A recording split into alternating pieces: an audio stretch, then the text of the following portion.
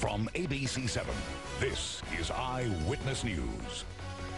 And it's a King Day tradition at Roosevelt High in Boyle Heights, turning a day off of school into a day of service. Dozens of students, along with local volunteers, turned out to spruce up the school. And Eyewitness News reporter Amy Powell was there with them. Classes weren't in session, but there was plenty of activity on the campus of Roosevelt High School today.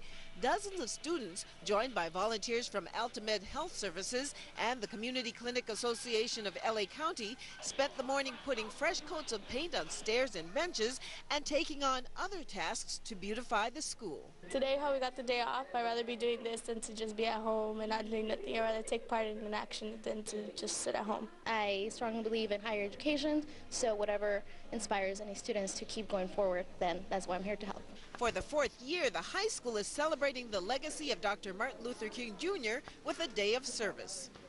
And one of the projects being worked on today will fill the walls of this high school with more than 50 inspirational quotes, including this one. Students say the messages are powerful. Be so good they can't ignore you. What do you think of it? I think it's a good quote because it's telling you, like, be good so they won't, that you stand out. If there's 1,000 stars, like, you'll be the one shining the most. We have some lettuce, some small lettuce that are still growing. Maintaining this garden on campus has taught students a lot about sustainable agriculture. Growing up, like, I was always told, like, get out there, get involved in the community because that's where you grew up in, that's your heart. They're reaping the benefits of working together and giving back. Amy Powell, ABC7 Eyewitness News.